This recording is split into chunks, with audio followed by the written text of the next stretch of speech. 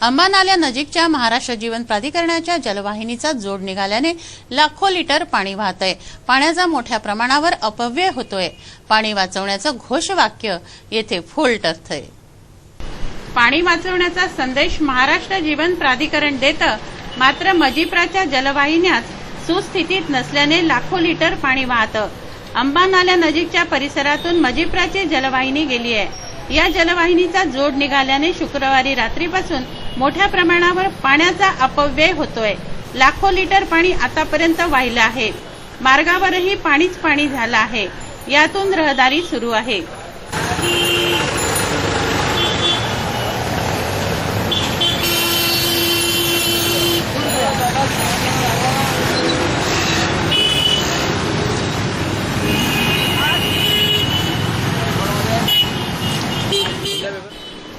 तखतमल इस्टेटमधील अग्निशामक दलाच्या कार्यालयानजीकची जलवाहिनी फुटली आहे। येथूनही मोठ्या प्रमाणावर पाण्याचा अपव्यय होतोय। एकीकडे पाण्याचा तुटवडा तर दुसरीकडे पाण्याचा अपव्यय असा विरोधाभास दिसून येतोय। हा अपव्यय रोखण्यासाठी जलवाहिन्यांचं वारंवार निरीक्षण होण्याची गरज आहे।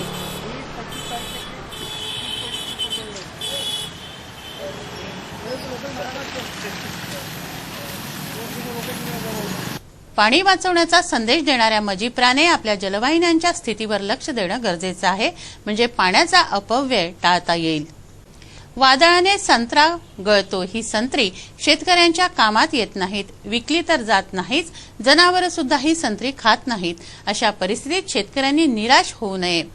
त्याच्यासाठी यातूनही उत्पन्नाचा मार्ग आहे, तो म्हणजे अशा संत्रांपासून सायट्रिक ऍसिड तयार करण्याचा। शिवाजी कृषी महाविद्यालयाचे प्राध्यापक प्रशांत महल्ले व विद्यार्थिनी तृप्ती चव्हाण यांनी याविषयी माहिती दिली आहे। दरवर्षी शेतकऱ्यांचा संत्र्याचं नुकसान होत राहतं। त्याला जर समजा हा असा चांगला संत्रा असेल तर त्याला याचा भाव मिळतो, त्याला बाजारात किंमत मिळते। पण त्याचा संत्रा दरवर्षी काही ना काही कारणाने पडतो। त्याचे कारण अनेक आहेत, जसे काही कीटक असतात त्याच्यामुळे संत्र्याची गळ होते, किंवा डेफिशियन्सी किंवा कुपोषण म्हणतो आपण, त्याच्यामुळे संत्रा गळ होते, किंवा वादळांनी पावसानी अशा अनेक कारणांनी त्याचा संत्रा गळत असतो। जर संत्रा गळला त्याला एकही रुपया परत मिळत नाही, तो पूर्णच्या पूर्ण वाया गेलेला असतो। आमच्या कृषी महाविद्यालयाने हा प्रयोग केला की याच्या गळलेल्या संत्र्यातनं आपण याला काही 4 पैसे आपण मिळवून देऊ शकू का। मग त्या अनुषंगाने आम्ही हा एक प्रयोग केला की गळलेला संत्रा जो सडलेला आहे आणि खराब आहे, ज्याची किंमत मिळत नाही शेतकऱ्याला, आम्ही असा सगळा संत्रा वेचून आणला आणि त्यापासून आम्ही सायट्रिक ऍसिड बनवण्याचा प्रयोग केलेला आहे। हा सायट्रिक ऍसिड समजा त्यांनी बाजारात विकलं तर त्याला काही ना काही किमान 1000 रुपयातनं कमीत कमी 300 ते 400 रुपये तरी त्याला मिळू शकतील, असं आमचं म्हणणं आहे। आणि सायट्रिक ऍसिडचे उपयोग भरपूर आहेत। आपल्या किचनपासून, तुमच्या स्वयंपाक खोलीपासून तर इंडस्ट्रीमध्ये, फार्मास्युटिकल्समध्ये त्याचा उपयोग होतो। त्याच्यामुळे शेतकरी सहजरित्या त्याचं बनवलेलं, स्वतः बनवलेलं सायट्रिक ऍसिड तो बाजारात विकू शकतो आणि 4 पैसे तरी तो मिळवू शकतो। हा प्रयोग करत असताना आमच्या महाविद्यालयाची विद्यार्थिनी कुमारी तृप्ती चव्हाण आणि पूनम अग्रवाल यांची पण आम्हाला साथ मिळाली।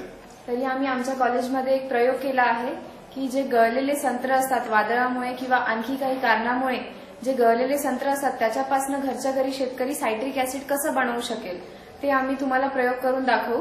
तर आम्ही आमच्याच कॉलेजच्या बगीच्यातून अशा प्रकारचे संत्र घेतले होते जे गळले होते 15/7/2014 पावसामुळे। आम्ही ते कलेक्ट केले 16/7/2014। अशा प्रकारे ते 290 असे संत्र होते। त्यानंतर मग आम्ही त्याला धुतलं व्यवस्थित छान, आणि जे काही त्याला माती आणि काही असेल ते निघून गेलं त्यामुळे।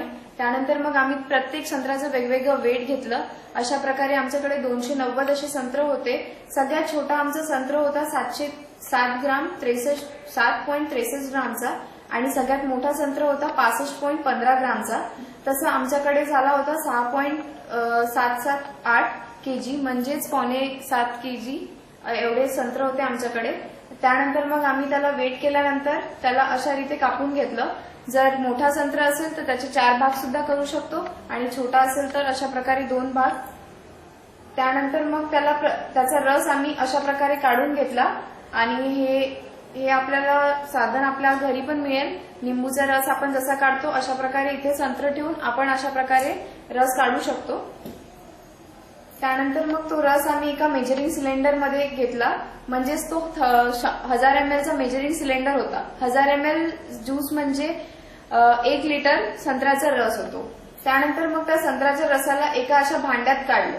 त्या भांड्यात काढल्यानंतर त्याला थोडंसं असं गरम केलं आणि त्यात खळीचा चुना टाकला आणि तो कळीचा चुना गरम करायचा जोपर्यंत तो पूर्णपणे त्यात विरघळून जात नाही. जास्त काही गरम करायची गरज नाहीये. त्यानंतर मग एक फनेल घ्यायचा आणि फिल्टर पेपर लावून त्याला असं त्या रसाला असं फिल्टर करून घ्यायचं, गाळून घ्यायचं, जेणेकरून आपल्याला पांढऱ्या रंगाचा असा एक पदार्थ मिळेल आणि तोच असेल आपला कॅल्शियम सायट्रेट. ठीक आहे. त्यानंतर त्याला एकदम हलक्या रीते त्याला असं काढून घ्यायचं फिल्टर पेपरवरून काढल्यानंतर त्याचं वेट घ्यायचं. ज्याप्रमाणे मी तुम्हाला सांगितलंच होतं की 1000 ml म्हणजेच 1 लिटर मधून आम्हाला 180.86 ग्राम ऑफ कॅल्शियम सायट्रेट मिळालं. त्यानंतर मग त्या कॅल्शियम सायट्रेटला परत थोडंसं गरम करायचं. गरम केल्यामुळे त्याचं मॉइश्चर निघून जाईल त्याच्यातलं आणि मॉइश्चर निघाल्यानंतर ते थोडंसं जर थंड करून घेतलं तर ते आरामाने हाताने आपण त्याचा बुट्टी वगैरे करू शकतो.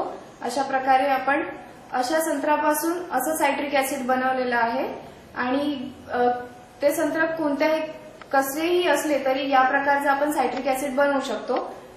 आणखी माहिती करता तुम्ही श्री शिवाजी कृषी महाविद्यालयाला संपर्क करू शकता. धन्यवाद. अस्मानी संकटांनी शेतकरी गांजलाय. पाऊस आला तरी नाही आला तरी शेतकऱ्यांच्या मागे चिंताच आहे. अशा परिस्थितीत शेतकरी नागवला जातोय. सिटी न्यूज शेतकऱ्यांच्या हितार्थ ही माहिती देत आहे. बियाणं बोगस निघाल्यानं शेतात पेरलेलं बीज उगवलंच नाही, त्यामुळे शेतकऱ्याच्या हातातून हंगामच गेलाय. बियाणं खरेदीत पैसा गेला तो निराळाच. ज्या दुकानदाराकडून बियाणं घेतलं ते दुकानदार म्हणतात की कंपनी माल बदलून देईल तर मी तुम्हाला देईल.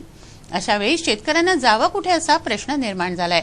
5 बॅग बियाणं पेरूनही सोयाबीन न निघाल्याची तक्रार एका शेतकऱ्याने सिटी न्यूजकडे केली आहे.